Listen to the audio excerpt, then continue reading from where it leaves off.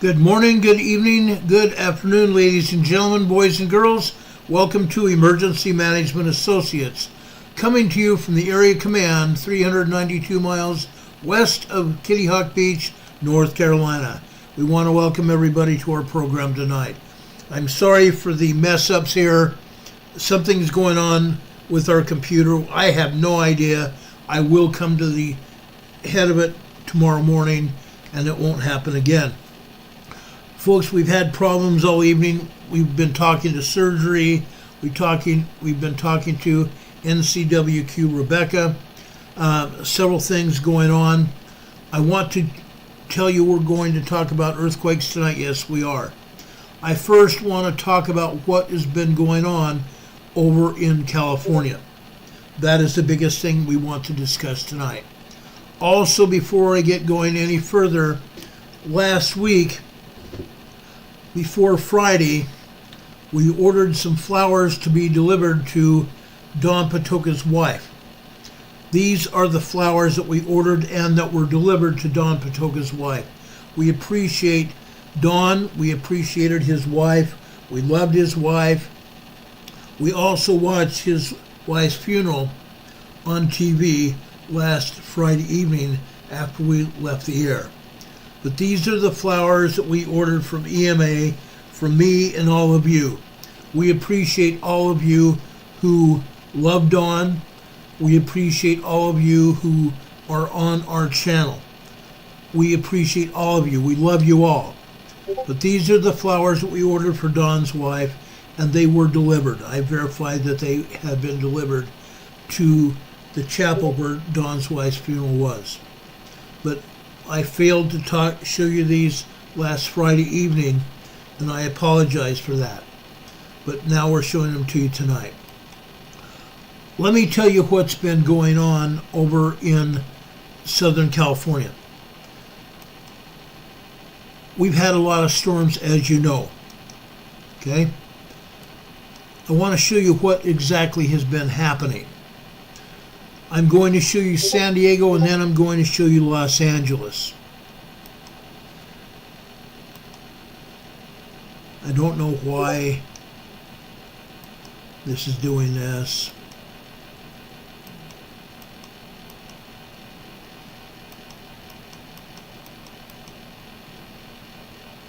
Gosh, what is going on here?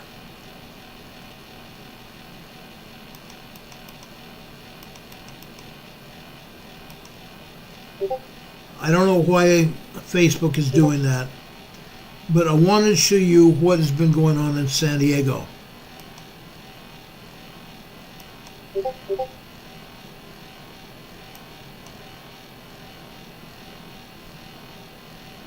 What in the world is going on here?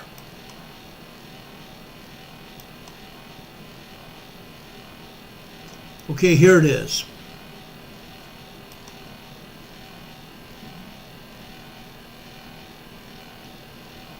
Ah, crud.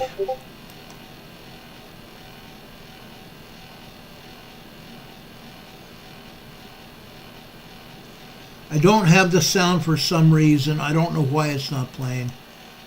There we go. Stranger.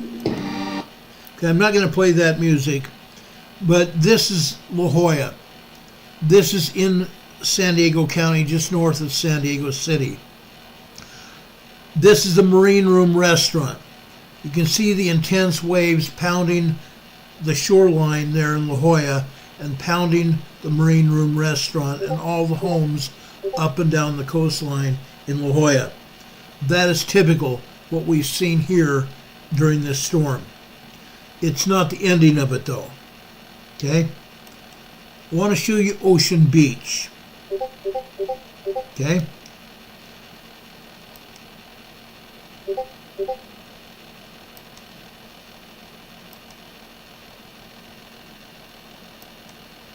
There we go.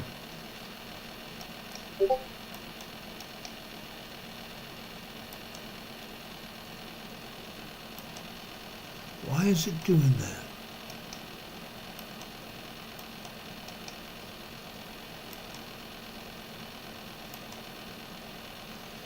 This is Ocean Beach. We call it OB in San Diego. Look what's happening here. Severe flooding throughout San Diego County. Look at that. Water up to the floorboards and cars, water completely covering the beaches, water covering the roads in Ocean Beach in San Diego. Let's show you what is going on in Los Angeles.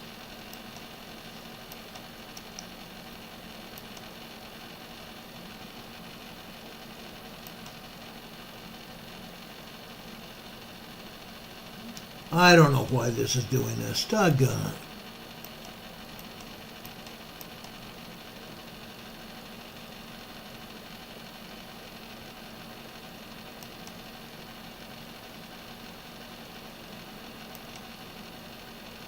Okay.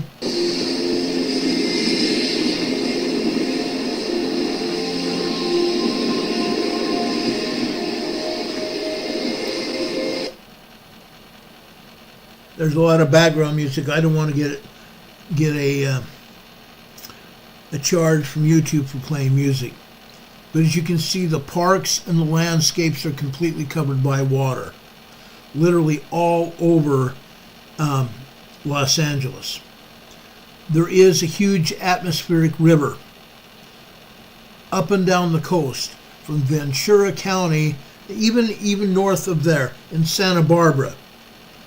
Water is flooding everywhere. Now, I did get a message from Sage Pup today, who lives over there in the Santa Barbara area. He said there was flooding, but nothing bad had happened to him and his family. This is flooding, guys, all over Los Angeles, all over the area. Extreme flooding. Okay? Unreal. Literally unreal, all over that area. Let's go over into Studio City, California, also in Los Angeles. I want to show you this.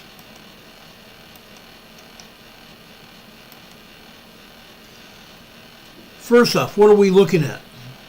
A street here in Studio City, California has been annihilated from the flood waters undermining the roadway, and the roadway separated, completely separated. The rushing flood waters all throughout this area. Look at that. A complete foundation of a home showing here because of mudslides and water inundation throughout this entire area. This is incredible, guys. It's literally incredible. Studio City, Hollywood, California.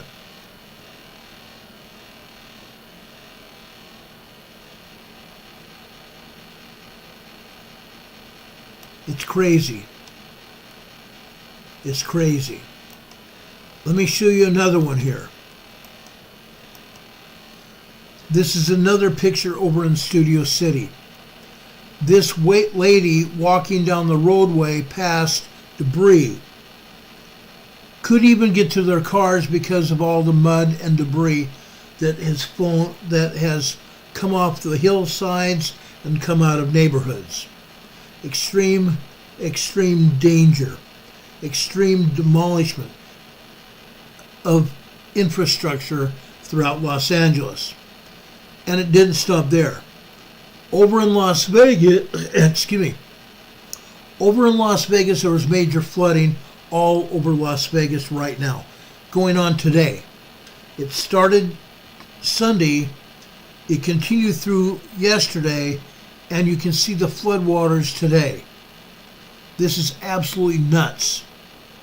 Absolutely nuts. And over on the highways, Los Angeles, 2 Teslas got into it. They spun around on the freeway because of high water. They ended up off the side of the roadway on a hill in front of these 2 California Highway Patrol cruisers. Incredible. 2 Teslas got into it. Let's talk about wind gusts, okay? Ward Mountain, 162 miles per hour. Category 3 hurricane winds all over Los Angeles. Going over into Palisades, Tahoe, 148 miles per hour. Mammoth Mountain, East Central California, 125 mile per hour winds there. Upper Bull, 120 miles per hour. Kirkwood, 106 miles per hour. These are incredible winds. Okay? Completely incredible. I've been hearing newsmen talk about these winds literally all day long. Totally incredible high winds all over Southern California. It wouldn't surprise me to say, it might not even surprise you to say, that this storm system has not left Southern California yet. It hasn't left Southern California yet, and it's not going to until tomorrow night. Okay? This atmospheric river has unleashed a record rainfall in California, causing over 300 mudslides or debris flows that were reported, and at least 3 people have been killed by falling trees. And in California, over the past 48 hours, deadly storm damage that may reach $11 billion. Deadly storm damage reaching $11 billion. Okay? This is incredible. Late January into February. In about the 28th of January, San Diego got hit by the first part of this storm. Huge storm waves, huge water, flooding most of San Diego out. I showed you the video from KFMB Channel 8 in San Diego of Ocean Beach. That was all over. Today in San Diego, Ocean Beach, Chula Vista, El Cajon, Tornado Alley. There was a tornado warning for that entire area from the coastline of Ocean Beach all the way up through National City and out to El Cajon out in East San Diego County. A tornado warning. Now, as far as I know, there was no tornado that touched down. The tornado was sighted on open radar. We don't believe it touched down in San Diego.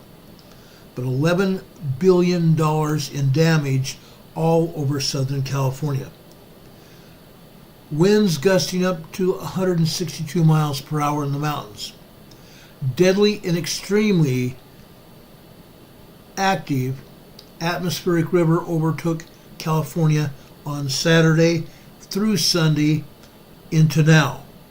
Okay? It has remained over Southern California today. The storm is not done yet. Not by a long shot. The storm is continuing through at least tomorrow. Okay?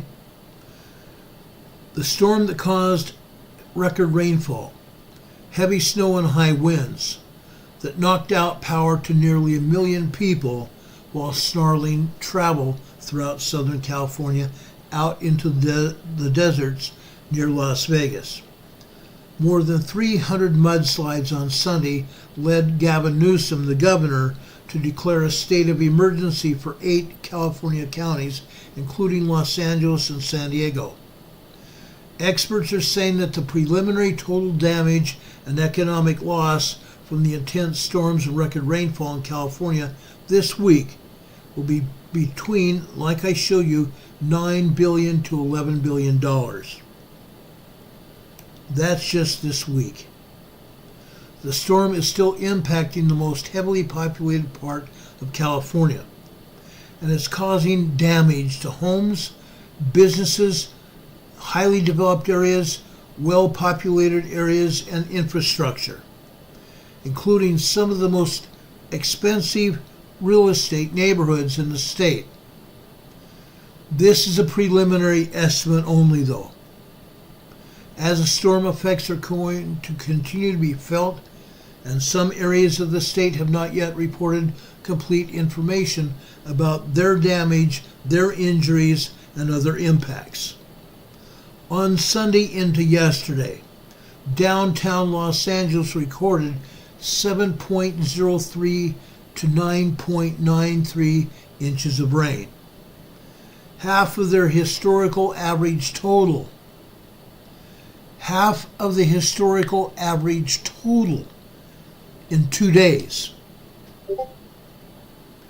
It's the highest 2-day rainfall ever recorded in February, and the third wettest 2 days since records began to be recorded nearly 150 years ago.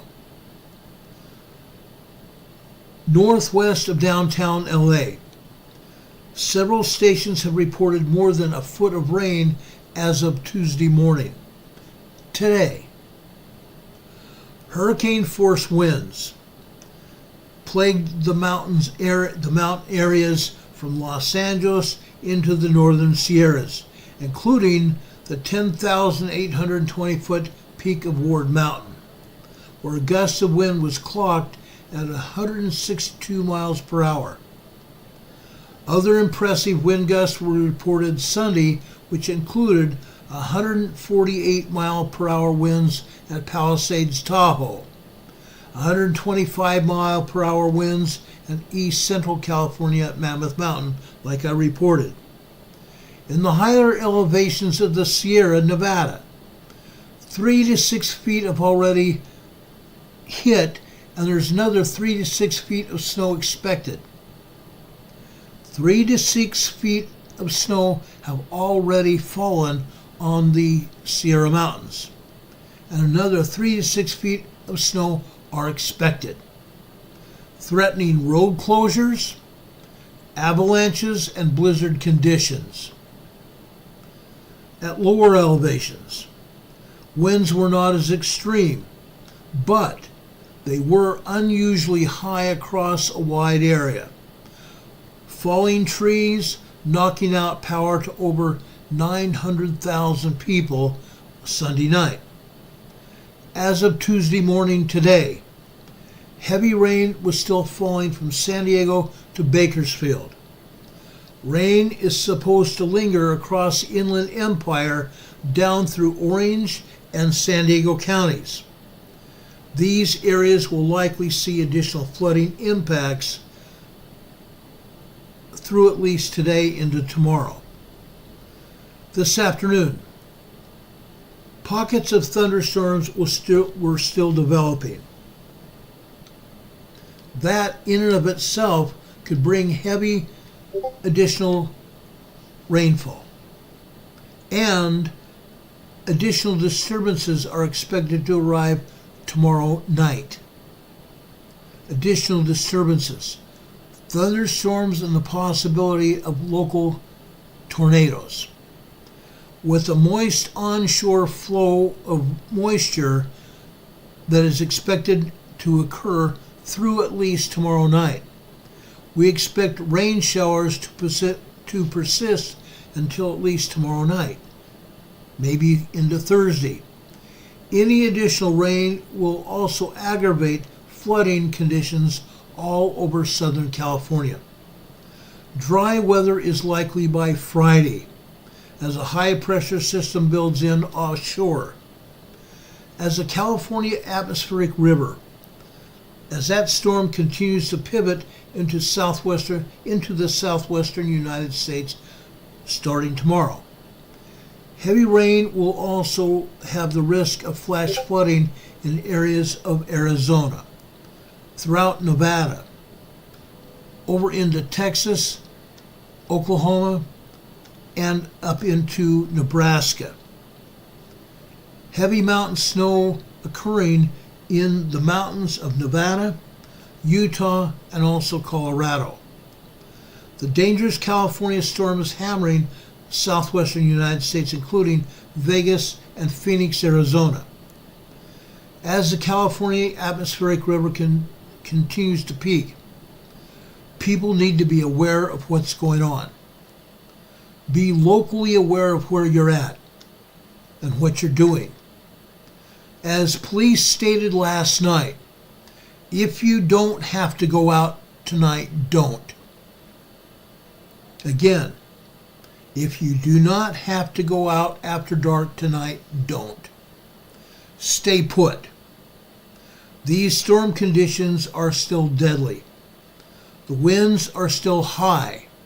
They will still knock down trees and power poles. You don't want to be in the way of those. Stay home, stay safe. Don't drive your cars out into the wildly rainy, wet streets of Los Angeles or anywhere in San Diego, or even anywhere up in Ventura or even into Santa Barbara County. Don't do it. It's to your advantage to obey the safeguards that the authorities have laid out for you. You don't want to chance what has been going on. It's not fun. There have been tons of traffic accidents. I'm talking about hundreds of traffic accidents all over Southern California.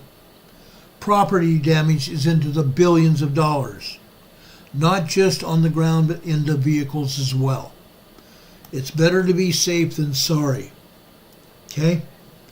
Don Patoka says 108,574 homes without power. That's serious. Yes, it is. And Don Patoka says that is happening as Cali floats. Basically true. You saw what was going on at the Marine Room restaurant in La Jolla. Nearly flooded. The outside area around the Marine Room restaurant continues to flood as the storm waves from the Pacific continue to roll in. They batter the windows on the seaward side of the restaurant. They have protective glass. Up until about 30 years ago, that was not protective glass. And every time one of these storms rolled in, the seawater poured into the Marine Room. It truly was a Marine Room then. They found fish and seashells and starfish inside the restaurant. Now they're not going through that.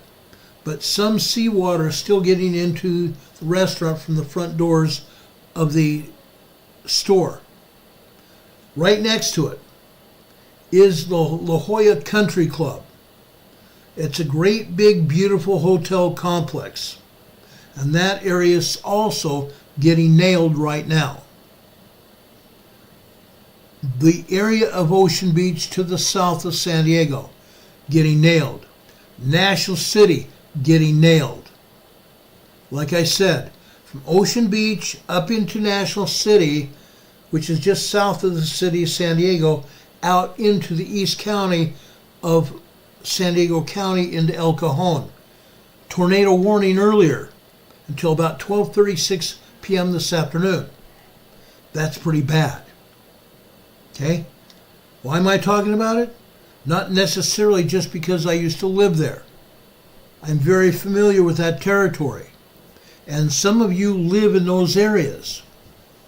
I'm just asking you to be patient. Wait until at least Thursday or even Friday to venture out even at night. During the day tomorrow, there's still going to be flooded roadways, flooded highways, because the storm system is still coming in. So be very careful with what you do. Okay? Now, before I get talking about earthquakes, I want to pay tribute to one of my favorite country music singers. Toby Keith died yesterday. For some of you that know who Toby Keith is, or some of you that don't, Toby Keith is a country hit writer and a singer. His music has gone literally worldwide. He wrote pro-American anthems. Pro-American anthems. Some of you know that right after 9/11, he wrote this song, and I'm only going to play a few seconds of it. American girls and American guys will always stand up and salute, will always recognize. Okay, Toby Keith. Okay, I knew him because I had met him once a long time ago. I really grew to love his music over the years. When he first got out of high school, he went over into the Oklahoma oil fields and was a roughneck there.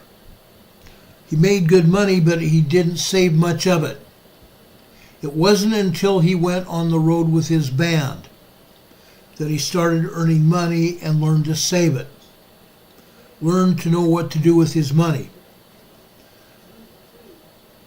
The song "Should Have Been a Cowboy" was one of his most well-known songs. He was a singer and songwriter. He had stomach cancer. He was diagnosed with stomach cancer in 2022. He died peacefully yesterday, surrounded by his family, according to a statement that was posted on his website. He fought his fight with grace and courage. He announced his cancer diagnosis in 2022.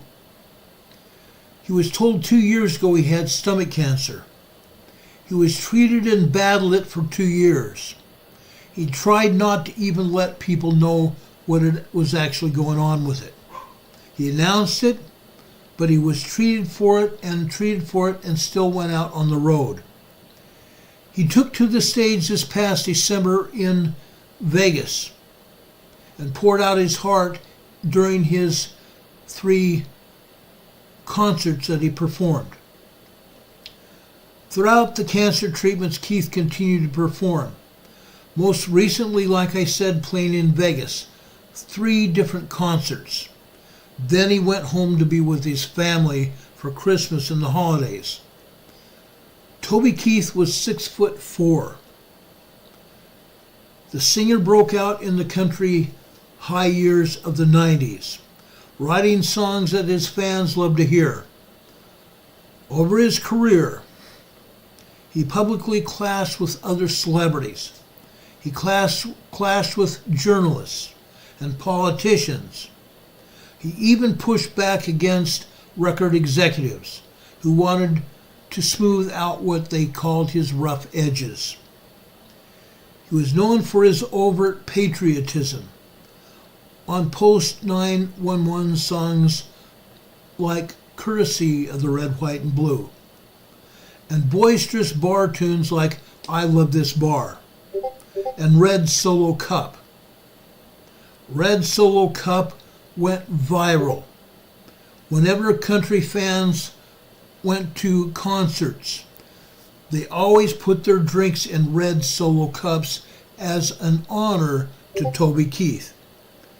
He had a powerful, booming voice, a tongue-in-cheek sense of humor, and range that carried love songs as well as drinking songs.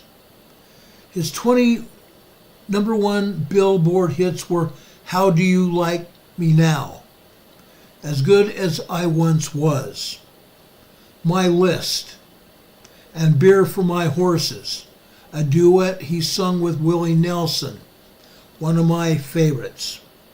His influence were other working-class writers like Merle Haggard, and he tallied more than 60 singles on the Hot Country chart over his career. 60 singles. He also performed on the People's Choice Country Awards in 2023 as he sang his song "Don't Let the Old Man In." Don't Let the Old Man In.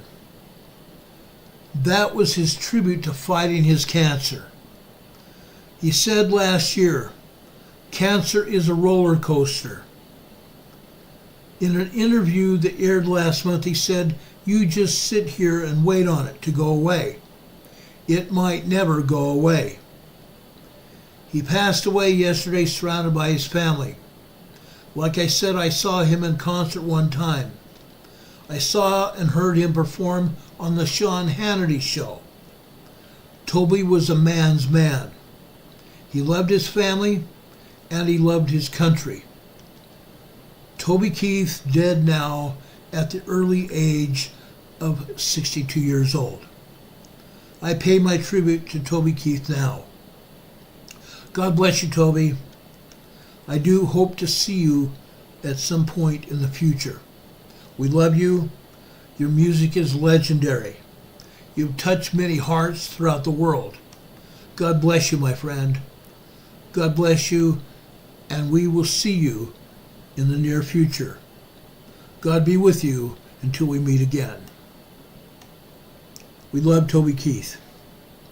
We will always love Toby Keith. Let's go down and talk about earthquakes now. I apologize for my time that I spent talking about someone that I looked up to, and I truly did. Let's get talking about earthquakes. Over here in the Philippines, I want to show you this, because this is important. Over here in the Philippines, off the northeast coast of Mindanao, Philippines, USGS is showing 2 earthquakes. Okay? This one here is another 5.4. A mid-range 5.4. 5 kilometers east-northeast of Bacolod, Philippines. This is the exact same area, the exact same epicenter where we had a 9.0 earthquake hit here nearly 2 months ago. This is a 5.4 aftershock. USGS downgraded immediately to a 5.1 earthquake. South of there, I believe this is also connected to that huge earthquake. This is a 4.5 earthquake. This is 50 kilometers east of Santa Maria, Philippines. This is also 58 kilometers deep. The 5.4 earthquake here, this is 53 kilometers deep. It's incredible, guys. Aftershocks continuing to hit that same area. And those were not the only 2 earthquakes. 5 other earthquakes were recorded here, and USGS is only showing those 2. Incredible. Look what they're not talking about here in Indonesia. Folks, I have great sympathy on what they're not showing. Okay? USGS has no huevos. No huevos. They don't care what they do or what they don't do. They don't care if earthquakes hurt or kill anyone. It's very apparent what they do and what they're not doing. Look at all these earthquakes today in the Indonesian area. 20 plus earthquakes here in Indonesia. And USGS doesn't show a darned one of them.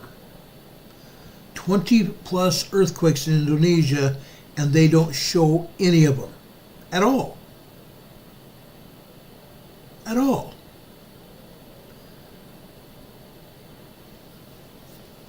Look at the earthquakes here in the Philippines. All over this area. But they don't show them, do they? North of that 5.4 in the Philippines, that's a 3.1. South of there, a 4.2. South of there, a 3.2 and a 3.1. South of there, a 3.7. And south of there, a 3.6. That's in the Philippines. South of there is another 20 plus earthquakes all over this area. 20 plus earthquakes throughout this area. Just for kicks and giggles. Over here on the westernmost area of Java, Indonesia, a 2.2, 2.7s. 2.7s. Over here to the east, 2.8, 3.2, 2.9, 2.6, and 2.7s. Mostly 2s, but one 3.6 here. East of Java. Sumatra. Central Sumatra, near Bengkulu, Sumatra. Okay? A 2.6. 2.6, 2.8. Northern Sumatra, a 2.9 here. It's amazing what they don't tell us. Okay? It's completely insane what they don't want us to know. Over here, Western Japan, off the coast of Noto, Japan, we have another 5.1 aftershock today. A 5.1 aftershock over here. That wasn't all. Okay? Right over here at Noto, Vanuatu. Or not Vanuatu. Noto, Japan. Okay? This is a 3.2.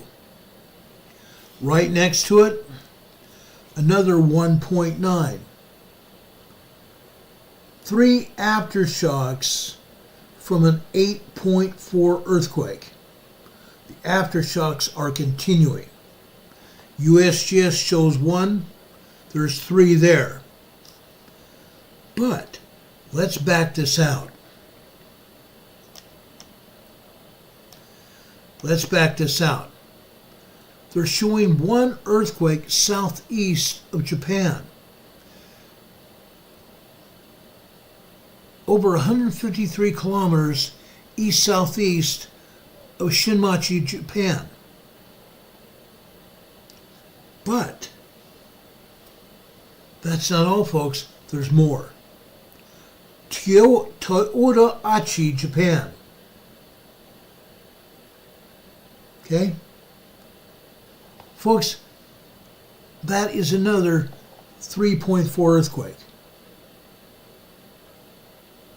It hit Japan. USGS tells us about a 4.4 off the coast and a 5.1 that's an aftershock on the west side, but they're not showing this 3.4. People are living there. People are living there, and they're not showing it. They're also not showing one other earthquake in northern Honshu here. Right up here in northern Honshu. This is a 2.2 near Hirosaki, Omori. A 2.2 here. Okay? They're not showing. Al Sanchez just gave us an $8.88 super chat. Thank you so much, Al. God bless you for that. We really appreciate that. We really appreciate that. DJ Daly says it seems like the earth is wobbling like a drunkard. Yes, it is. I totally concur about that. Miss Vasquez, or Mariano Vasquez says, word up, everyone. Oklahoma is having a lot more than what they are reporting as well. just paying a lot more, okay, everyone in Oklahoma and everyone else. Absolutely. We're getting to that. We're getting to that. Okay? North of Hokkaido, Japan. Let me back this USGS map up. Hokkaido, just off the coast of Hokkaido, Japan. Just about 150 miles north of Hokkaido, Japan. This is another 5.0 earthquake in the Kuril Islands that belong to Russia here. A 5.0 earthquake. And another 5.3 off the west coast of Japan here. That energy is going to move north. All this large seismic energy is going to move north. And we're going to see that. We're also seeing more CMEs launched off the sun. With more CMEs launched off the sun and the plasma radiation coming to the Earth, it's going to heat up the plates. We're going to see a lot more seismic events here on Earth. Promise you. Promise you. We're now looking at Alaska. 2 earthquakes registering here in Alaska. This is a very poor showing for the United States Geological Survey, the preeminent seismic agency of the world. Okay? What are they not showing us, guys? What are they not showing us? Okay?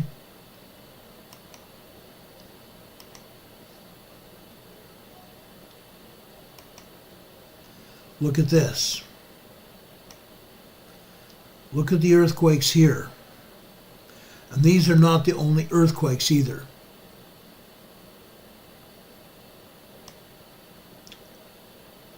We have earthquakes over here at Old Ililama Volcano. Earthquakes still hitting here at Old Ililama. Is Old Ililama Volcano waking up? It is. It's stirring. We have seen steam coming from Old Ililama Volcano.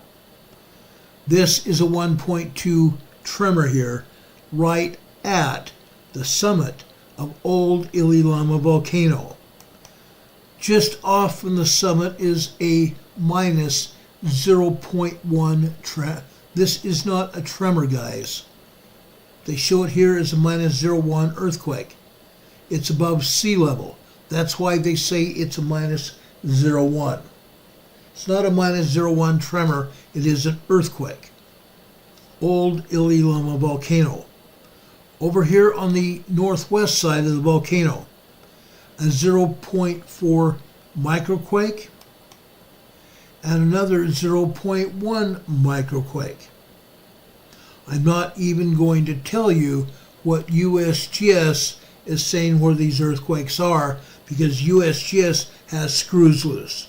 If they want us to believe where these earthquakes are, they're full of beans. We see where these earthquakes are. They are at Old Ililama Volcano. South of Old Ililama, we're still seeing earthquakes out here. This is a minus 0.1 microquake here to the south, and this is another 0.2 microquake here as well. Up here further to the west, this is a minus 0.8 up here. It's up in the hills west of Old Ililama. It's only here showing as a minus 0.8 because it's showing above sea level here. That's the only reason it's showing that. Okay? Further west from there, this is a 1.8 tremor here near King Salmon, Alaska. Going north away from that volcano, over here near Kokonok. I know I'm not going to pronounce this right. Kokonok. Kokhanok. Kokonok, Alaska. This is a 1.3 tremor here. Okay? Now, let's go north. Let's go north for kicks and giggles. Okay? Over here. Nelichik, Alaska, 1.8 tremor. Okay? It's not the only thing. What have we got going here near Pedro Bay, Alaska? This is not near Pedro Bay. Can you say Mount Redoubt volcano? A minus 1.0 tremor? It's not. It's above sea level. At a well-known volcano that has erupted within the last year and a half. Okay? More earthquakes going north. This is a 2.1 near Nikiski, Alaska. Okay? Across the Cook Inlet here, we have a 1.1 earthquake here. Going north away and across the Cook Inlet here, this is a 1.4 near Tynek, Alaska. Okay? We continue to go north. 1.8 here near Skretna, Alaska. Skretna. Skwentna. Skretna, Alaska. Okay? We go almost directly north here. 1.4 earthquake here. This happens to be, they're telling us, 30 kilometers northeast of Skretna. It could be. It could be. I don't trust them at all. This is a 1.6 near Talkeetna, Alaska. Okay? Let's go up here into Denali National Park. On the west flank, on the west flank of this huge mountain, okay, Mount McKinley, a 1.6 tremor here. Northeast of there, a 1.9, 2.0 earthquake here. Okay? Let's go north. Why are we having earthquakes here? Folks, just about 2 weeks ago, we had a 5.1 earthquake up here in Alaska, near Salcha, Alaska. Salcha, Alaska. Today, a 1.4, a 0.8. West of there, a 1.1 near 4 Mile Road. Further north up here, a 1.7 near Fox, Alaska. And northwest of there, we have another 1.5 tremor there. Crazy, huh? Totally crazy. We have one other earthquake up here to the north, right next to this great big huge waterway. Okay? The North Sea up here. Okay? The shoreline of northern Alaska is lined with oil and gas pumping operations. This earthquake here is near Katubik, Alaska. This is a 3.6 small earthquake, Katubik, Alaska. Up here just west of North Shore, Alaska. Okay? We haven't seen an earthquake near here for a while, but again, USGS has also not been reporting earthquakes here for a while. Go figure. Now, I am going back here into the United States. Why? Because, folks, they're still not telling us the complete truth about what's going on here in Washington, for example. Okay? Up here, eastern Washington, Intiot, Washington, a 0.1 microquake here, supposedly. Now, there are seismograms at Intiot, Washington. Seismographs are recording information. There are seismograms coming from there. I bet you if we showed you a seismogram, there'd be a lot more seismic activity there.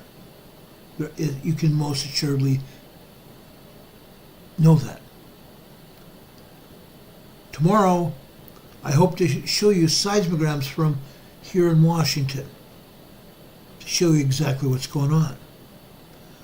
Over here in the Puget Sound area, this is a 2.0 earthquake near Dash Point, Washington. Dash Point, Washington here. The Puget Sound area is still getting hit. Okay? It wouldn't be getting hit if we were not so close to a Cascadia megathrust earthquake. It's still coming.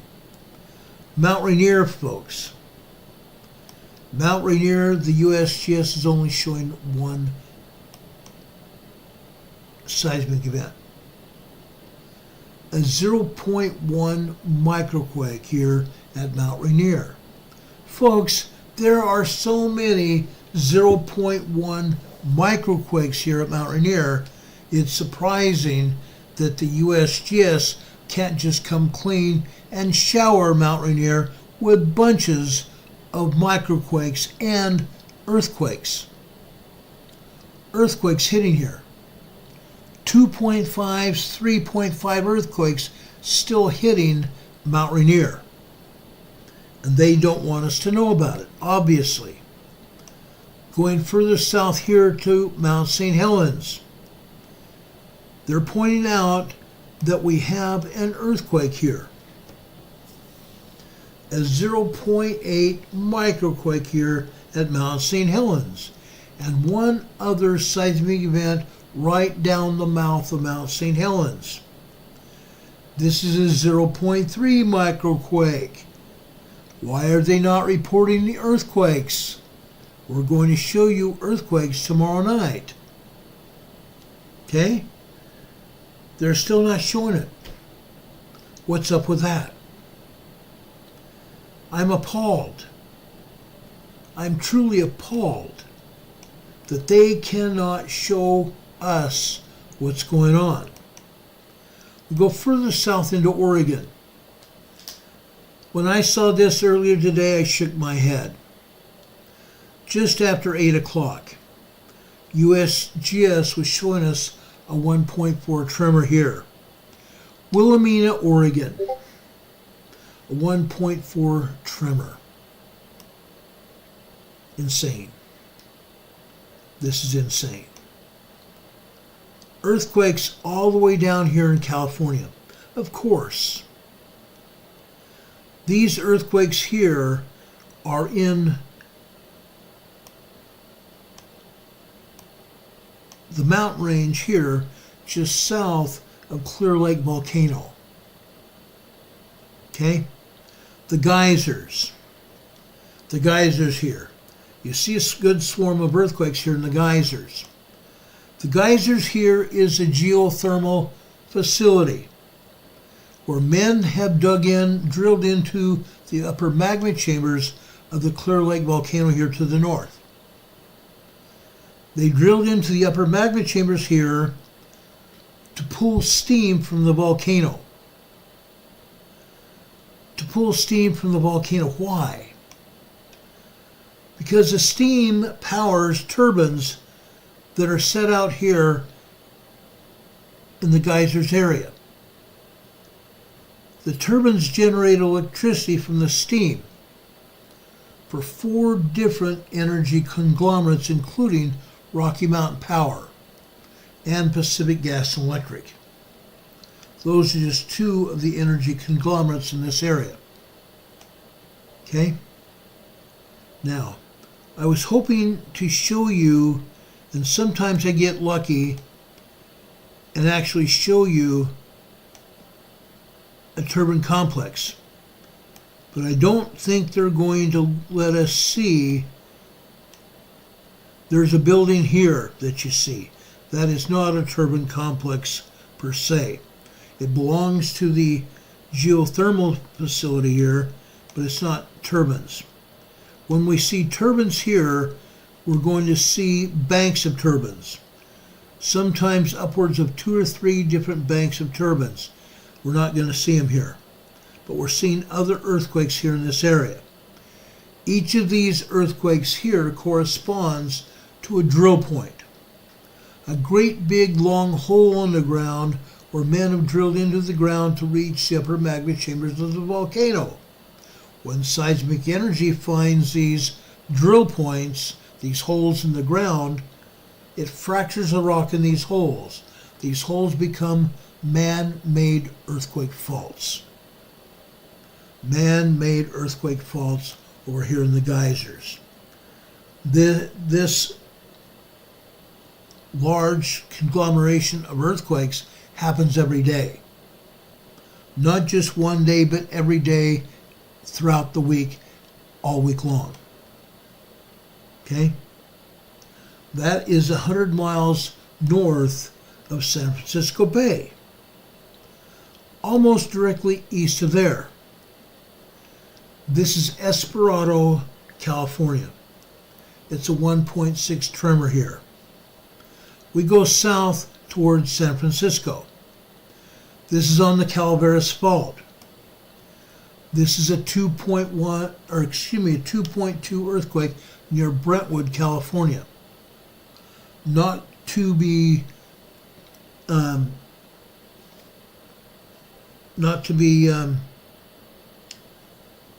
what shall I say? I've lost the word I was thinking of. This is not the same Brentwood, California that's in Los Angeles. This is Brentwood, California, Northern California. This is a 2.2 minor earthquake up here on the Calaveras Fault. The Calaveras Fault here is just east of the Hayward Fault, which is just barely east of San Francisco Bay. The Hayward and the Calaveras are two of the worst, or I should say most dangerous, earthquake faults in California.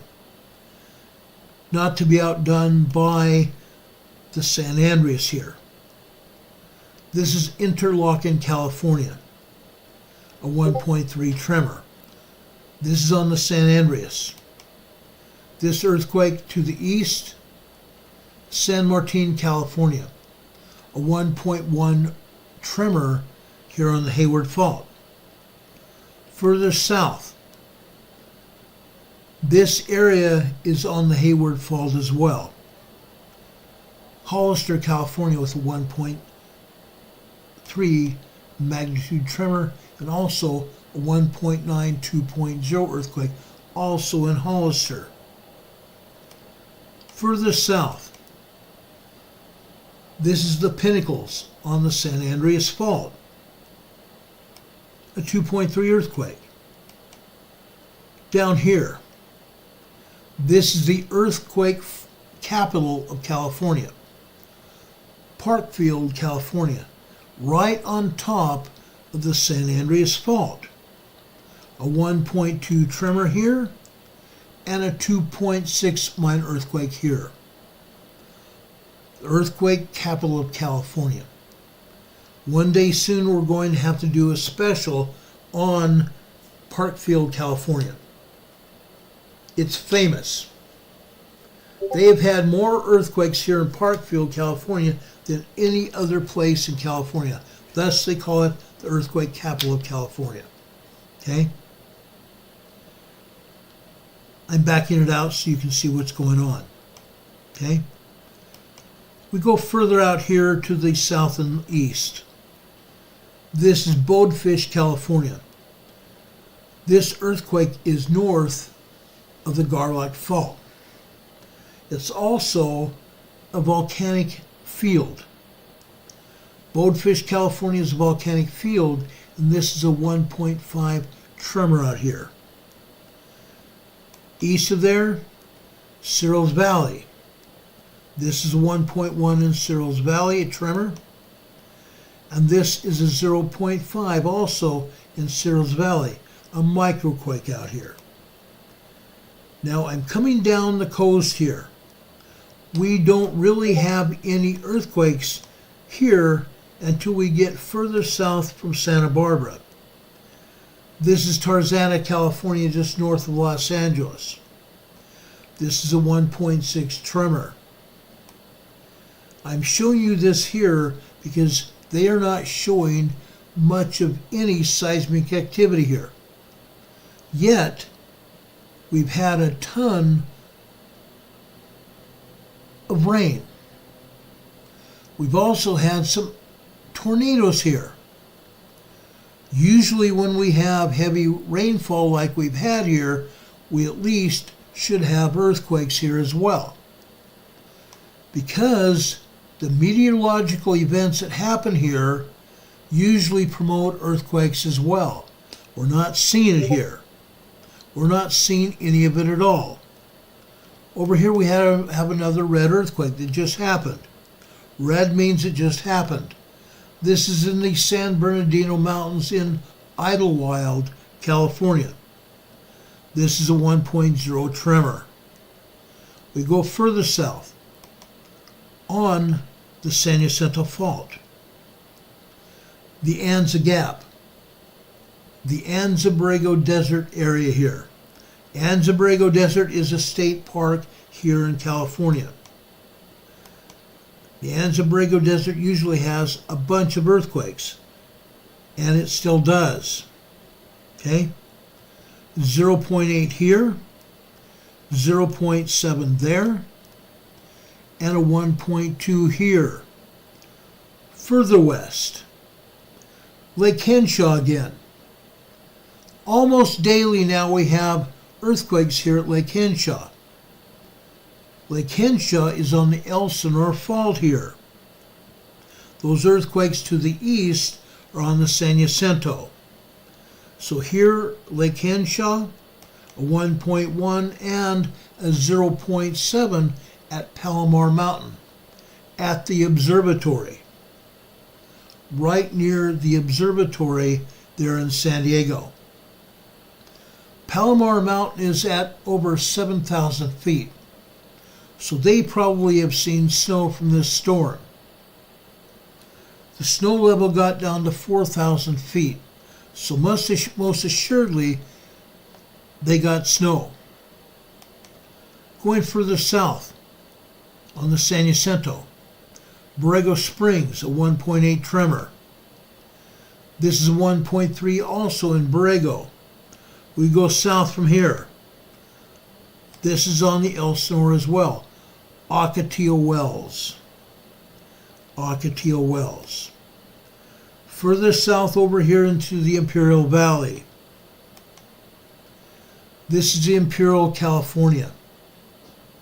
If I was to show you a seismograph from Imperial, which they have there, there's a seismograph there in Imperial here.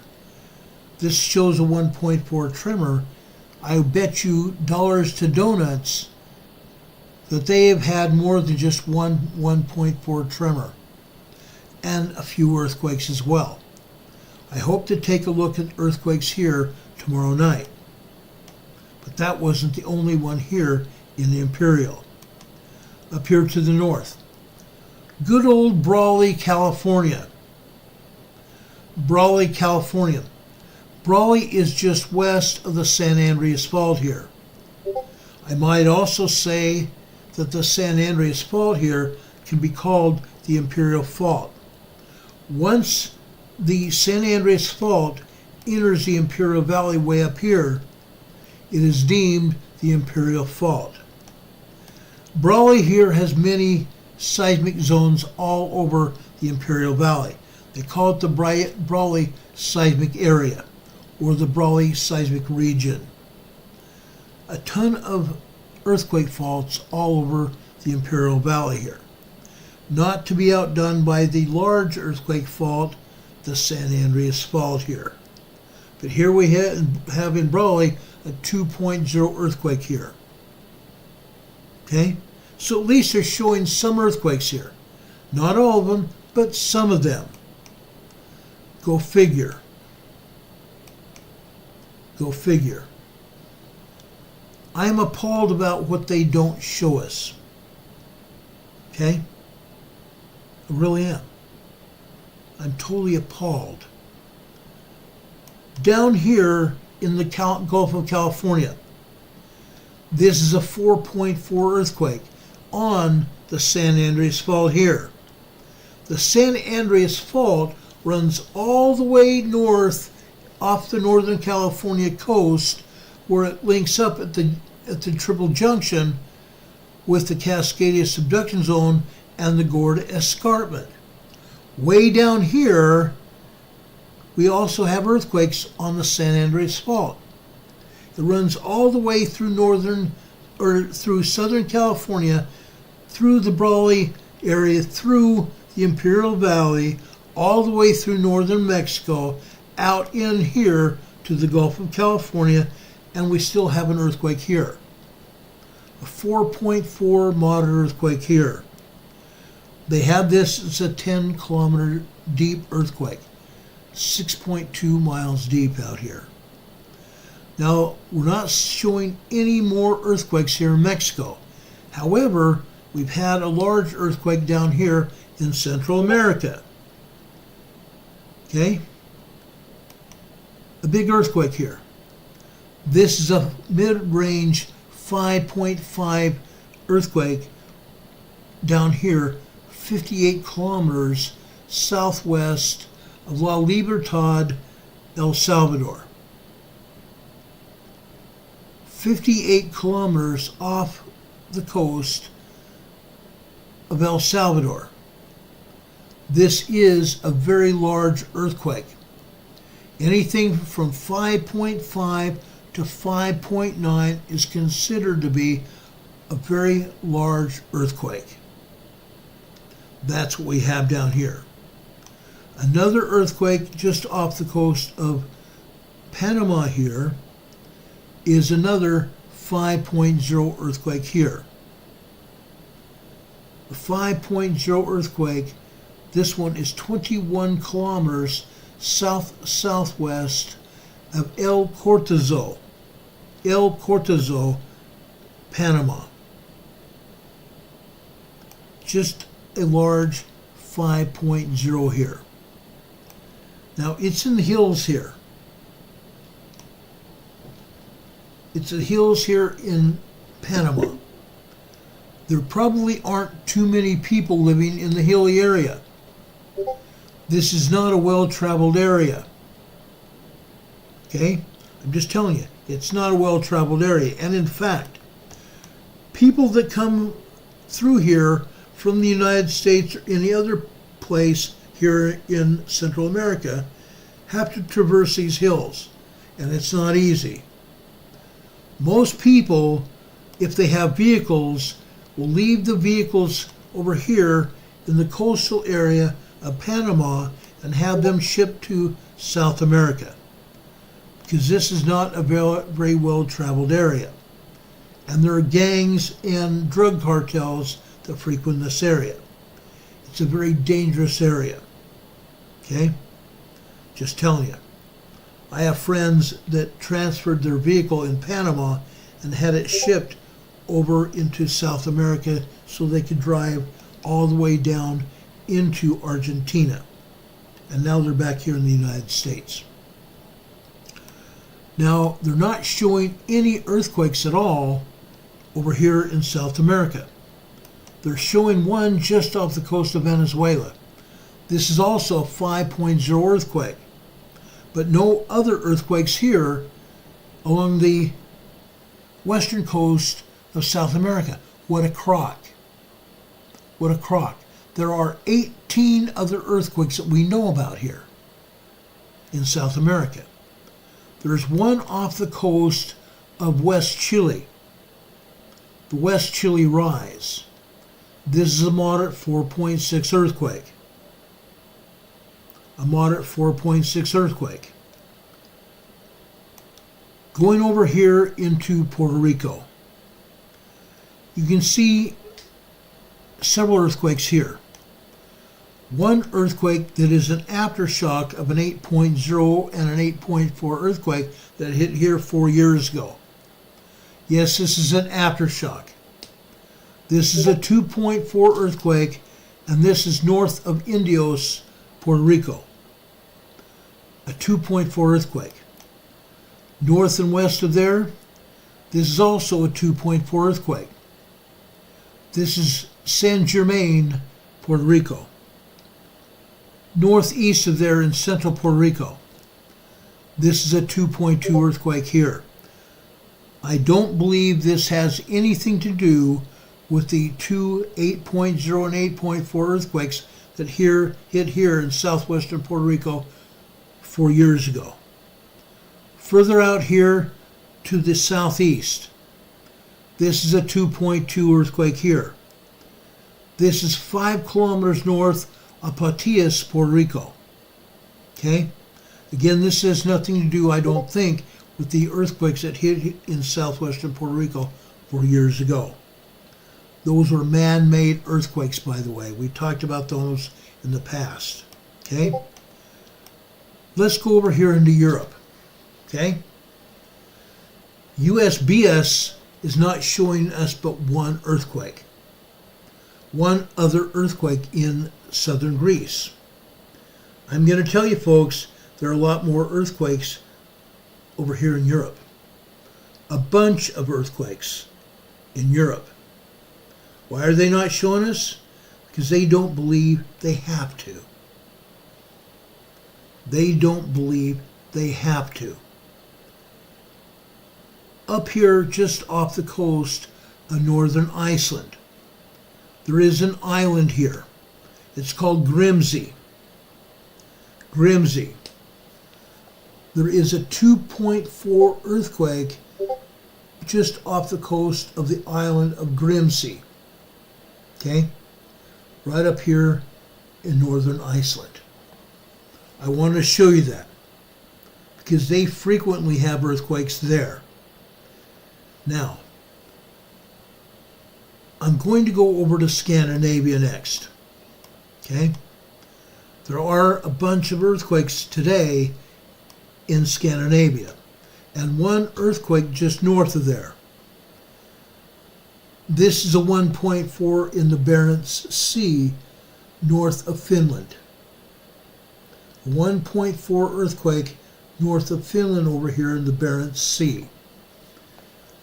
Over in Russia, at the border of Russia and Finland.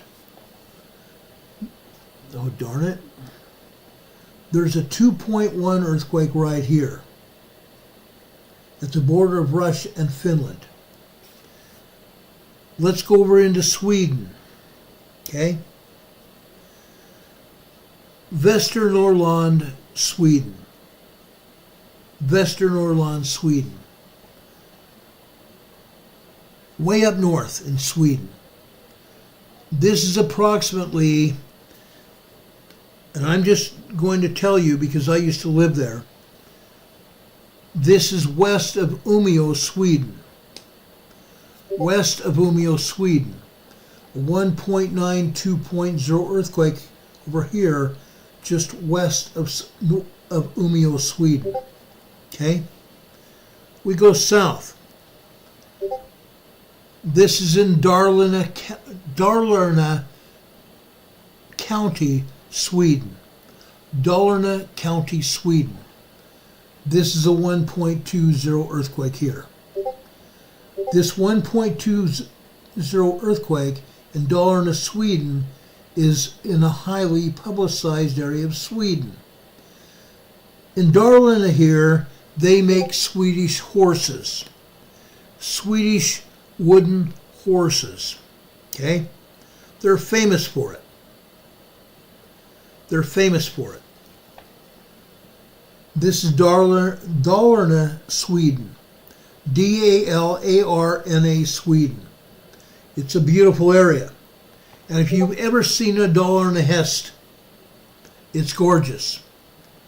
Maybe tomorrow night I'll show you a red Dalarna hest. They come in various colors, blues as well.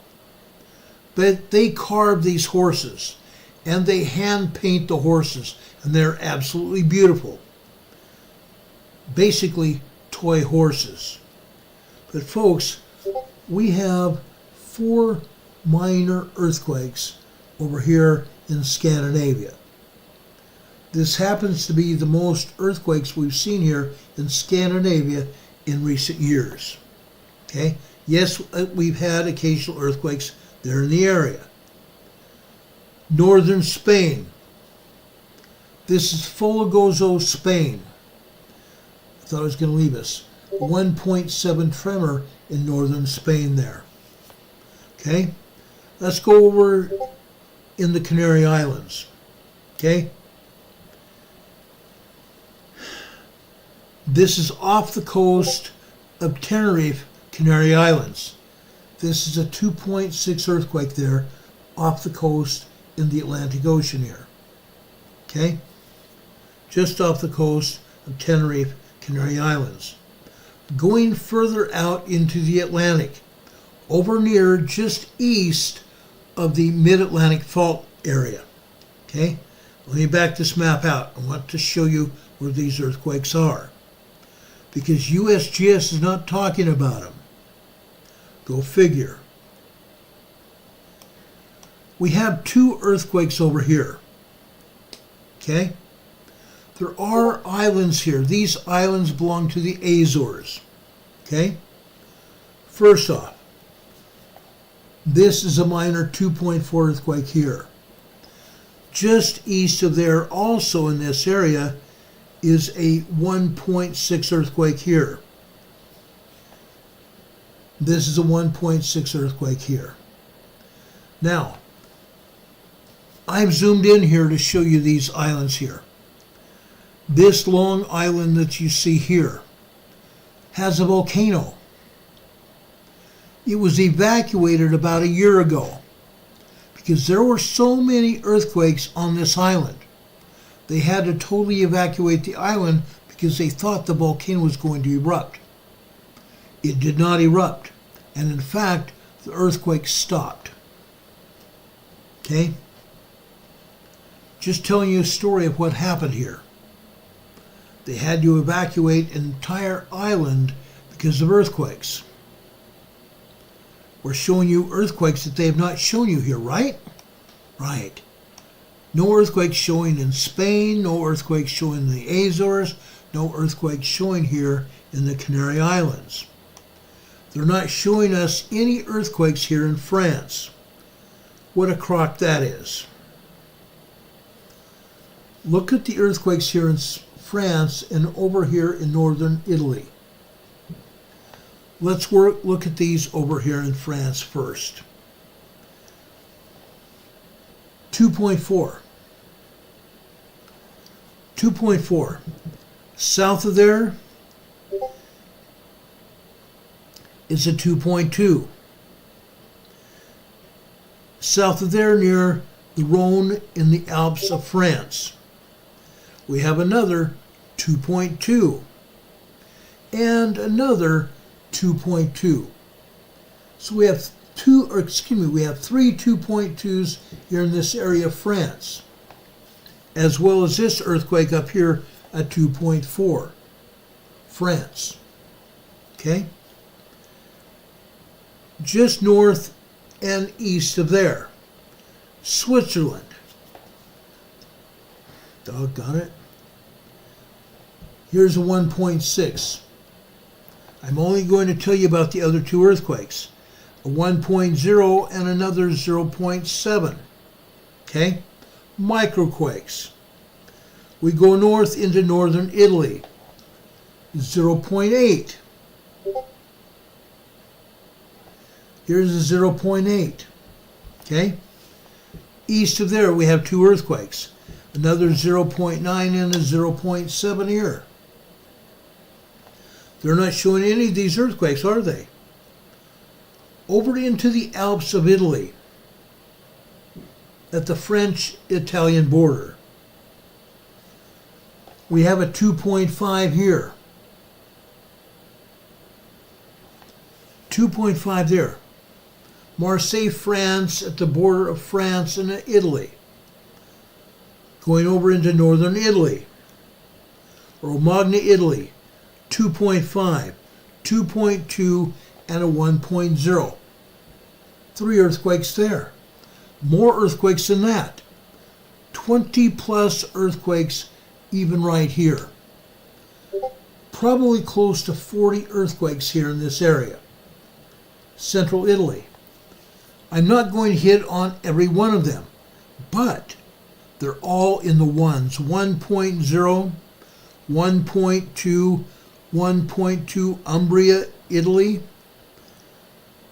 0.1 Umbra, Italy. Marcia, Italy, a 1.6. Look at all these other earthquakes here, all over this area. Okay? Like I said, there's close to 30 earthquakes here in central Italy. Incredible. The last time that happened, we had a 5.0 there. We had a 5.0 earthquake after we had storms like this before, last year. Okay? It's continuing. Let's go further south. Lazio, Italy, a 0.6. Abruzzo, Italy, a 1.2 and a 1.0. 3 earthquakes there. Let's go south. Southern Italy, Basilica, Italy, a 0.7 there. Then we go into what? Sicily. Okay? Over near 2 volcanoes. Over in the area between Etna and, oh gosh, I had it on the tip of my tongue just a minute ago. Stromboli. Over between Etna and Stromboli volcano, we have a 2.2 earthquake. Both of these volcanoes are active volcanoes. Okay? We go further south into Sicily. 3 earthquakes here. A 1.1, a 0.6, and a 2.3. I want to show you these. Okay? Then south of there, south and east of there, we have a 2.9 off the coast of Sicily. Okay? Then we go over here to Greece. Okay?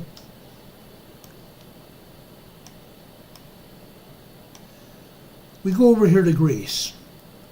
USGS is showing 1 earthquake south of Greece here. Okay? Out here in the Mediterranean. This is a 4.2 earthquake. Okay? Look what they're not showing us.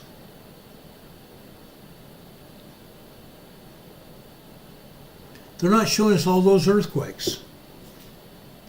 Northern Greece, 2.1, 1.8, and a 2.2. Okay?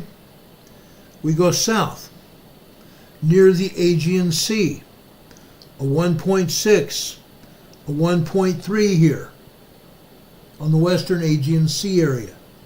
Okay? Then we go over here to the Aegean Sea itself. Patras, named after the Apostle Peter. Okay? Over here in Patras, we have a 0.9, a 1.7 going eastbound, 1.3, and a 1.4 here. That's typically what we see over here in the Aegean Sea area. Okay? We go northeast. Okay? This is also on an earthquake fault. There's a 1.6 earthquake here, a tremor. Okay? Further south, over near Athens, Italy, a 1.6 and a 2.0. 1.6 and 2.0 near Athens, Italy. Okay? We go out into the eastern Mediterranean, the Dokinis Islands of Greece. We have a 2.1 earthquake out here. Okay? Southeast of Crete, we have another 2.35 here. Wonder why. Western Turkey, 17 earthquakes over here in Western Turkey. 17 earthquakes there. Look at the earthquakes over here in northern Turkey. I'm just going to highlight some of them. This is a 1.2. Okay? 1.6 near Bashikir, Turkey. 1.9. 1.6. 1.2. 1.4. 1.1. Okay? Those are all either in central central Turkey. There are about 35 earthquakes over here between northern and eastern Turkey here. Okay? Now we have not even gotten to the Turkey-Syrian border. We are going there right now. 40 plus earthquakes here. This is the same area here where we had a 9.0, 10.0 earthquake here this time last year. 40 aftershocks from that earthquake, or those earthquakes.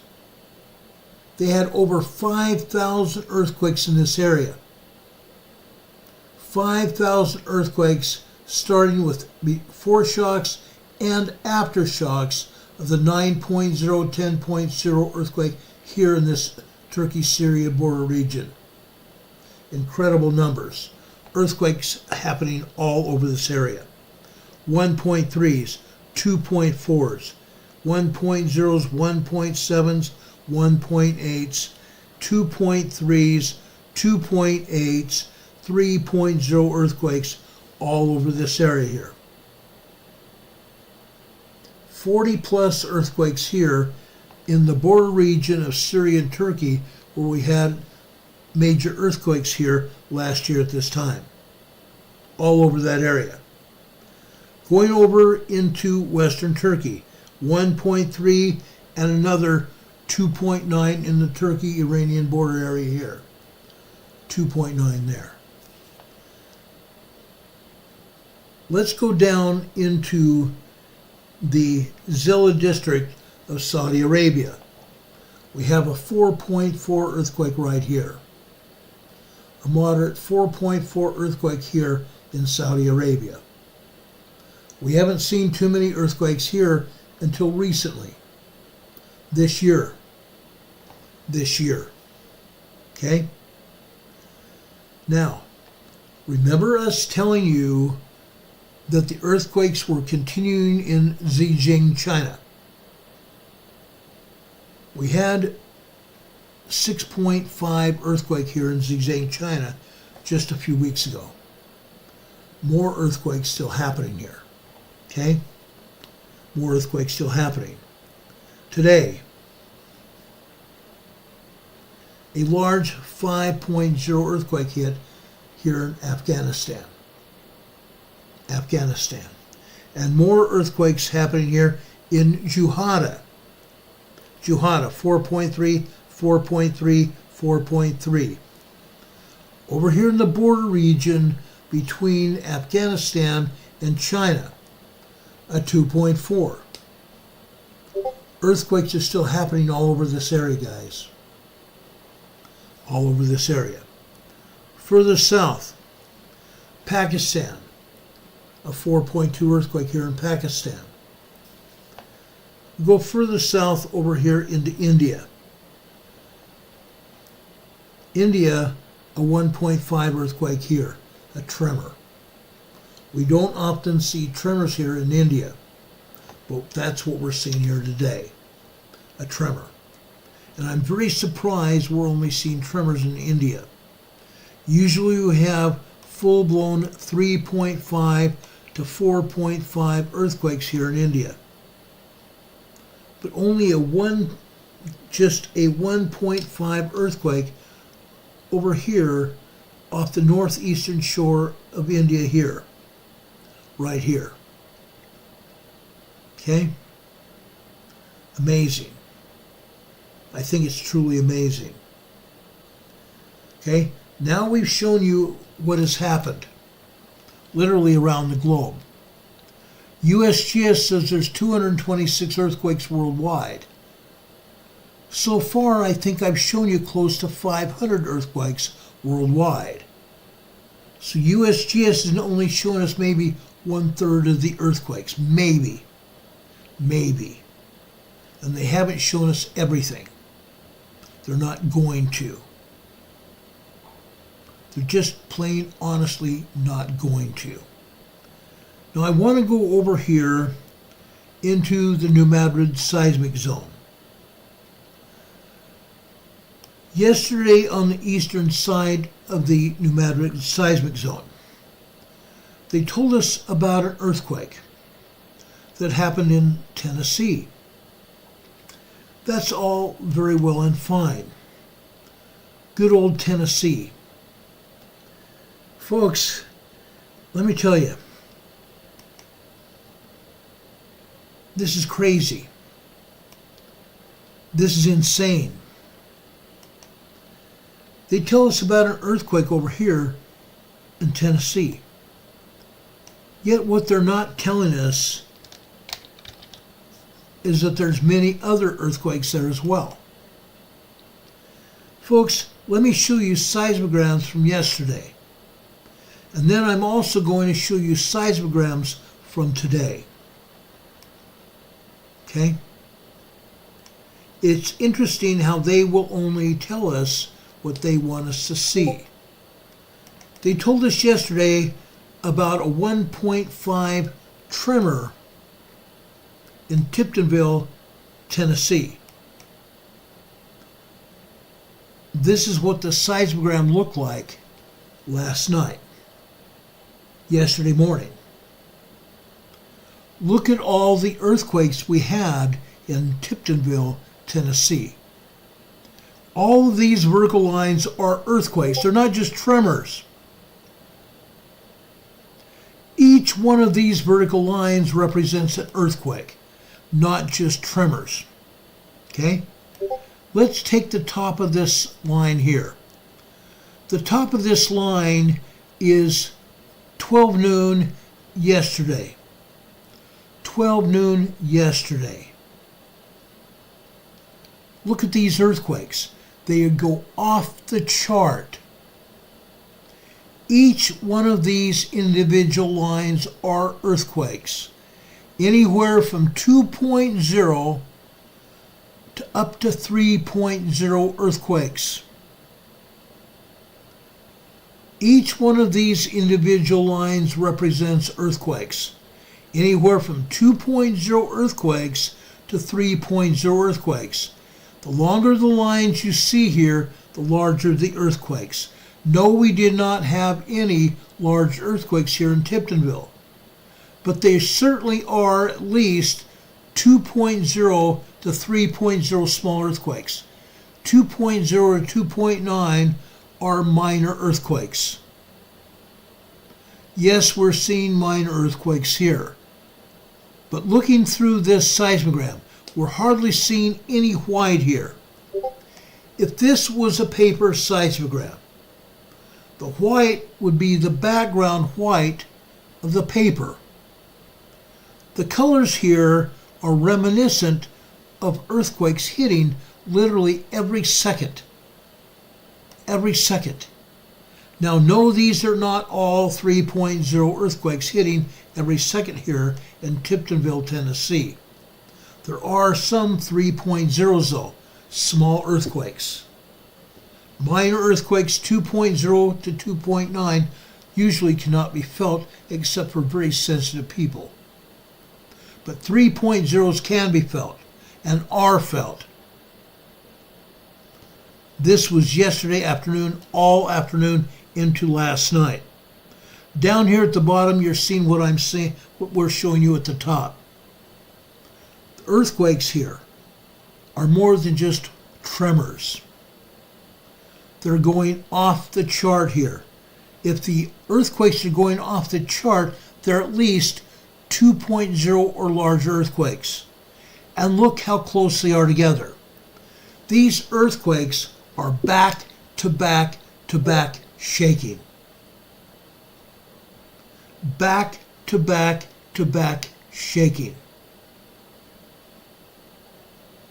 This is incredible, folks.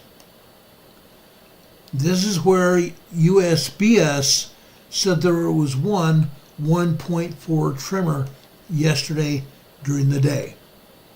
And yet we're seeing full-blown earthquakes here today because I'm showing them to you. I'm showing them to you. Let's look at Tiptonville, Tennessee today. The same kind of thing is going on today. Color, color, color, from top to bottom, side to side. Tremors and full-blown earthquakes. 2.0 to 2.9 earthquakes. The top of this seismogram was midnight last night, early this morning. This is the seismic activity we've seen since early this morning until 12 noon today. Look at these earthquakes at the bottom. Each and every one of them are almost all off the chart. At least 2.0 to larger 3.0 earthquakes hitting here. And yes, we're seeing some longer lines here, just like we did yesterday. So again, USGS is just that, feeding us full of crap. Okay? It's just not one tremor. It's dozens and even hundreds of tremors and earthquakes. This is what it looked like this afternoon when I pulled the seismogram. Okay? Look at this. Dozens of earthquakes, dozens and dozens, probably hundreds of earthquakes all day long here in Tiptonville, Tennessee. And like I said, most of these are over 2.0, 2.5, 2.8, 3.0 earthquakes. You can see the long lines here at the bottom in the red. Those longer lined earthquakes are 3.0 earthquakes, back to back, some of them 2 minutes long. 2 minutes long. Others are just seconds. 3.0 earthquakes lasting 2 or 3 seconds or 5 seconds. Back to back to back. That's a lot of shaking. You can't make this up. You can't make this up.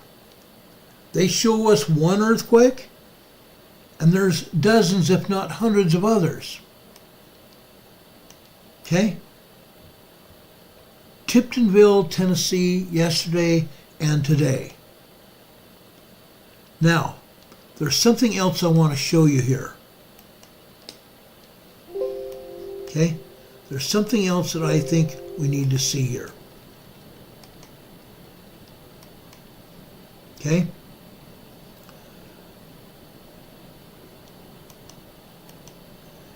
I'm going back here to the USGS map just one more time. There's another earthquake here in southeastern United States. It's over here in South Carolina. Folks, this needs to be said.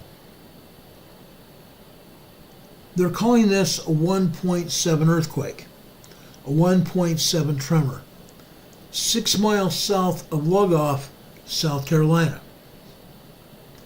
We've had numerous earthquakes here, a ton of earthquakes here, tremors and microquakes.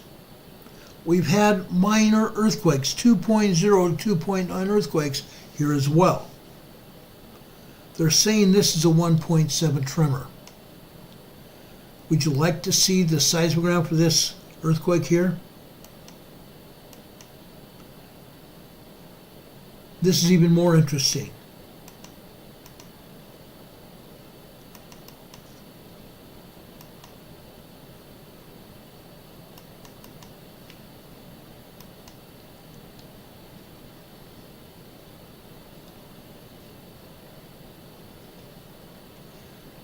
I'm going to show you Sumter, South Carolina today. Right there. Sumter, South Carolina from midnight last night to later this morning. Now, all you see here, mostly on this seismogram, is zigzag lines. Like I've said before, that is abstract. Those don't constitute earthquakes or tremors. That's trash. Normal lines on a seismogram will be flat, skinny, or thin. They're not zigzaggy lines like this is. This is trash. However, you're seeing some other darkened areas here. Sumter is just barely east of Lugoff. Sumter is just barely east of Lugoff. What are we seeing here? Yes, we are seeing tremors here. We are seeing tremors. But folks, what about an earthquake here? Right here, this morning. This is 1, 2, 3, 4, 5, 6. This is 6 minutes after 10 a.m. this morning. This thin earthquake here is a 3.0 earthquake. This is not a 1.7 tremor at Lugoff, South Carolina. This is a 3.0 small earthquake in the same area. Yes, we are seeing some 1.5, 1.4, 1.3 tremors here. Yes, we are. But there's also an earthquake here. There's an earthquake here. Now, let me make this a little bit smaller, because I'm going to show you the seismogram from this afternoon. This may blow your mind. Okay? Folks, what we're seeing here at Sumter, South Carolina, are tremors. You're seeing tremors on and off all day long here. 1.2, 1.3, 1.4, maybe even 1.5 tremors here, off and on all afternoon long. We saw a 3.0 earthquake here earlier this morning. And if it was a 3.0 earthquake near Sumter, it would have came out as a 3.0 earthquake either in Sumter or Lugoff or Elgin, South Carolina, don't you think? Absolutely. Again, the USGS is not being honest with any of us. At least a 3.0 earthquake happened here this morning, along with a dozen other tremors. Dozens of tremors. They're just not showing them to us. Just like they didn't show us the seismogram from yesterday at Tiptonville, where it wasn't just tremors but full-blown earthquakes. 2.0 and larger earthquakes at Tiptonville, and now a 3.0 earthquake here in Sumter, South Carolina, right next to Lugoff and Elgin, South Carolina, where USGS wants to still tell us we have earthquakes here. Very interesting, if anything at all. They're not being honest with anything that they're saying. Nothing. It's sad to say. Nothing. Okay? I feel bad. This was an agency that I used to admire back in the late 70s and early 80s when I was in school. Okay? Our professor talked highly of the USGS. Rochelle D is asking, why does this graph show more white than previous graphs at Tiptonville. Let's go back to the Tiptonville seismogram here. Let's show you what's going on at Tiptonville.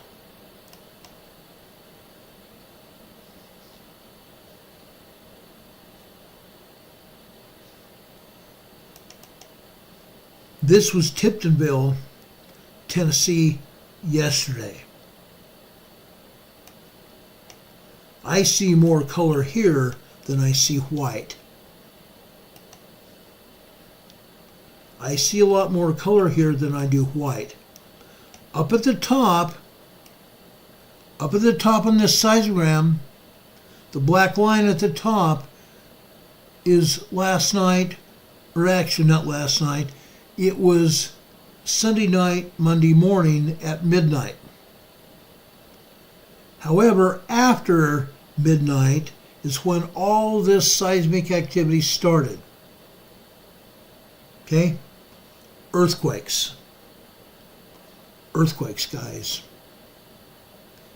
As Demon Cat says here in the chat, any and every vibration of the earth, man-made or natural, is going to show up here. Any vibration. And folks, let me tell you something. Over near Yellowstone, over near Rainier, Mount St. Helens, Mount Hood, they have dug into the upper magma chambers of those volcanoes to obtain steam to power turbines to generate electricity. Every time you see digging at these volcanoes, or what I term drilling, because that's what it really is, drilling into the upper magma chambers of the volcano, you're going to see rat-a-tat-tat lines.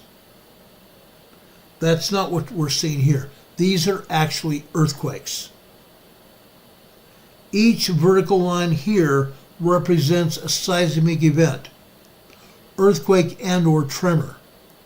But the longer the lines here, these are all earthquakes, not just tremors. Tremors are very small, thin lines. These are actually long, thicker lines here.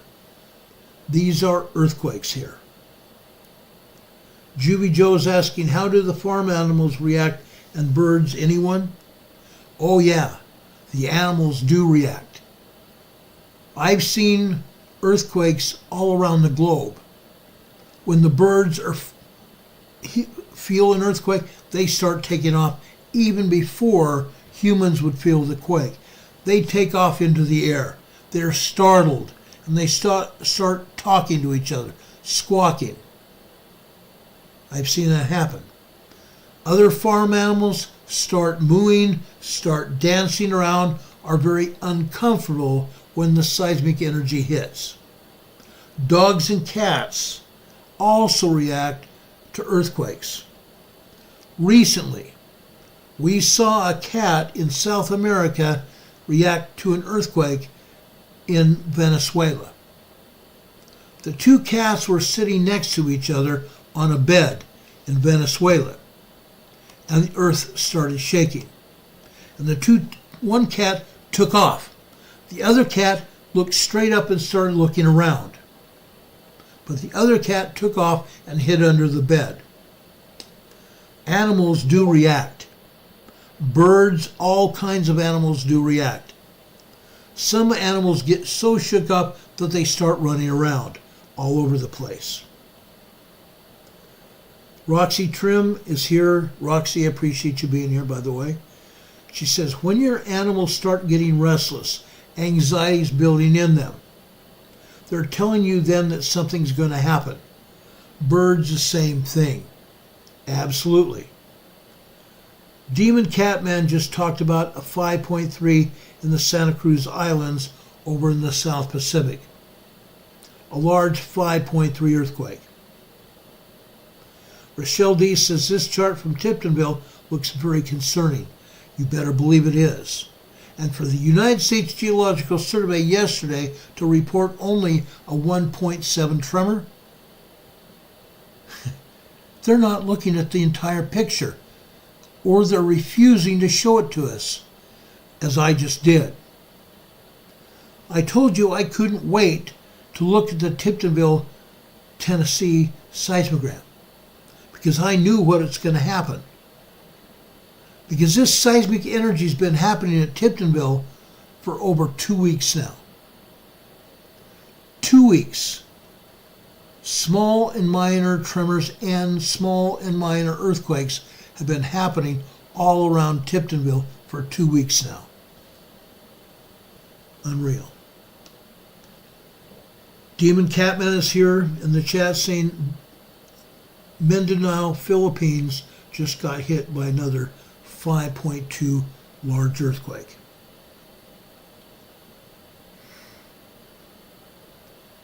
Juby Joe saying, or asking here in the chat, do some animals close to the epicenter where an earthquake is know what direction to go? Oh no. They're very anxiety ridden, and they feel or sense these earthquakes happening long before we do. Long before we do. They don't know which direction to go. They call them dumb animals. I don't think any animal is dumb. I really don't.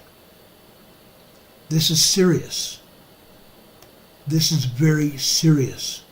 When we see seismic energy like this, and the agency reports 1.7 tremor, they're out of their gourd.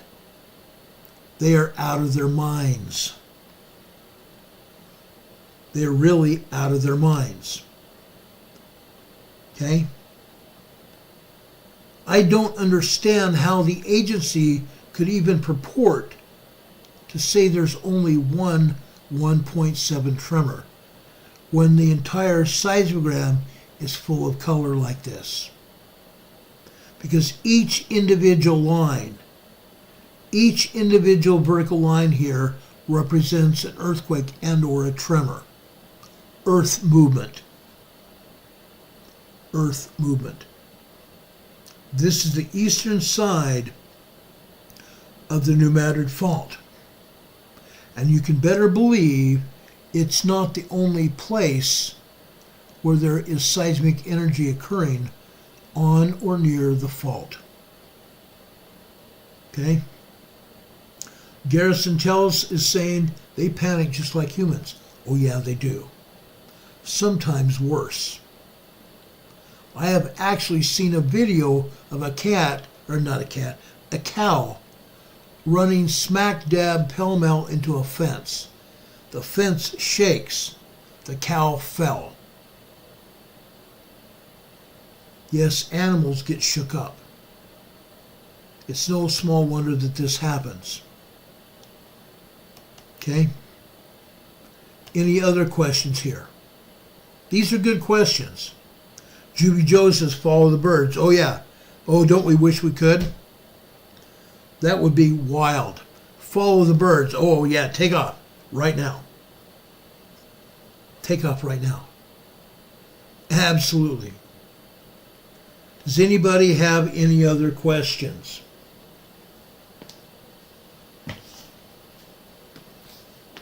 I am happy to answer any questions, any and all questions. The questions are awesome, guys. These questions are literally awesome.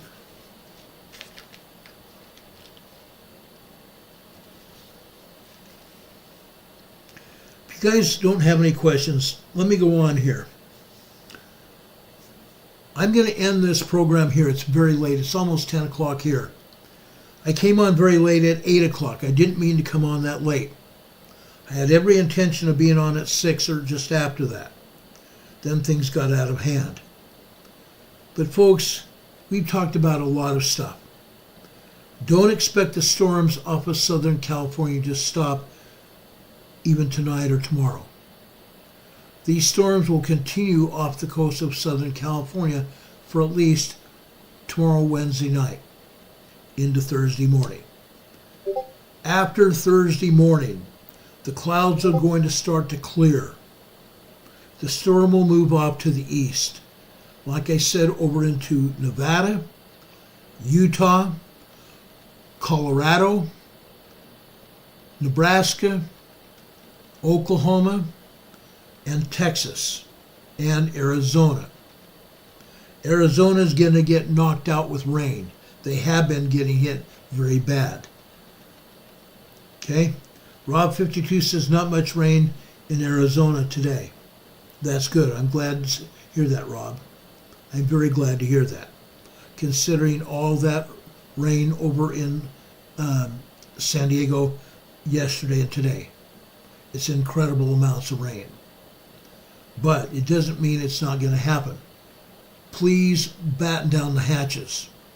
Prepare yourselves for heavy rain and possibility of tornadoes, especially you folks in northern Texas. Batten down the hatches and get prepared. Oklahoma and Nebraska, even Iowa up into Indiana, Ohio. Get prepared because it's coming.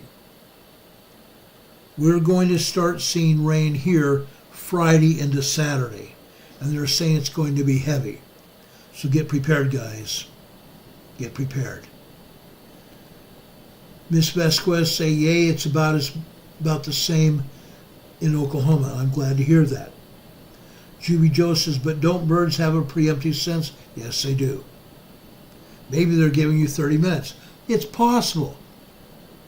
It's possible, but maybe only a few minutes, a very few minutes. Same thing with dogs, cats, rats, mice, possums, small animals. Rob 52 says maybe tomorrow we may get some rain. That's good. I hope it's not as devastating as it was in California or even up into Oregon. It's bad. The northern Sierra is getting nailed with snow. The same thing is going to happen in southern Utah as well. Okay? It's going to be crazy. We love and appreciate each and every one of you. Folks, please share this program far and wide. Share it with your family members. Share it with the people you love, your extended family, your neighbors, your friends, your social media contacts, and even the people you work with. Everything we've talked about here is fair game. Everybody needs to know about it. Now, I want to share with you a scripture as I've been doing for quite some time here on this program. I want to start over here in Romans, okay? I want to start in Romans 14. I meant Romans 14. I want to start in Romans chapter 8, verse 14. For as many as are led by the Spirit of God, they are the sons of God. For ye have not received the spirit of bondage again to fear, but ye have received the spirit of adoption, whereby we cry, Abba, Father. The Spirit itself beareth witness with our spirit that we are the children of God.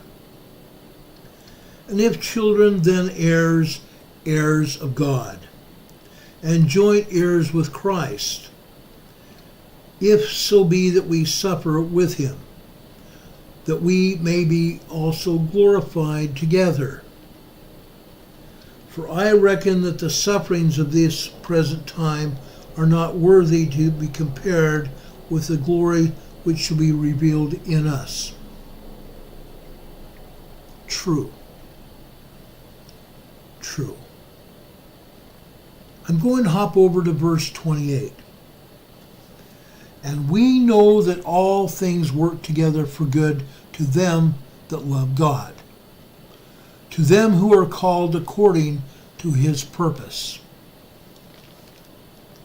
Aren't we all called to his purpose? We're children of God, heirs to his kingdom, along with Christ. We are children of God, together, each and every one of us. Think about that. Write this down in your journals. Think about the blessings that God gives you while you're still here. We are in the sojourn of our journey here. Think of the blessings that we're receiving here. Every day I feel very blessed to be here. I feel very blessed to be here with you, sharing in the blessings of God, sharing in the blessings of His kingdom. No, I don't make much money. I don't make as much money as our people from the south to cross from our border. Undocumented aliens across our border, getting upwards of anywhere between $1,000 and $9,000 a month. But I still feel blessed. I feel blessed to be here. May God bless us this night. That we may have His Spirit to guide and direct us. That we may have His Spirit to be with us, to bless us with peace and harmony in our hearts and in our homes. May God bless our families. May God always be with us. I ask this blessing for each and every one of you. God be with you until we meet again. We're going to see you again tomorrow evening. Same time, same place, same station. If anything else happens tonight, we'll be back on the air to tell you about it as soon as the information becomes available. Until then, let's see you tomorrow night. Be safe. God rest your souls and bodies. Have a good night, everybody. I love you. God be with you till we meet again. Good night, guys. See you around the corner. Bye-bye.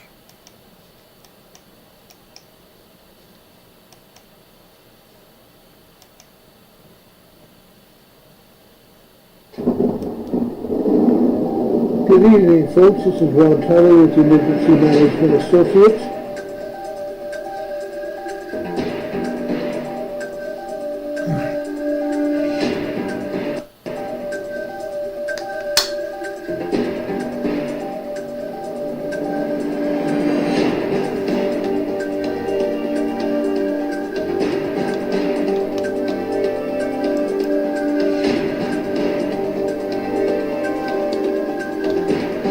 Folks, this is Ron Tyler with the Emergency Management Associates live from the crossroads of Valdese in Utah. The time right now is 7:05 p.m.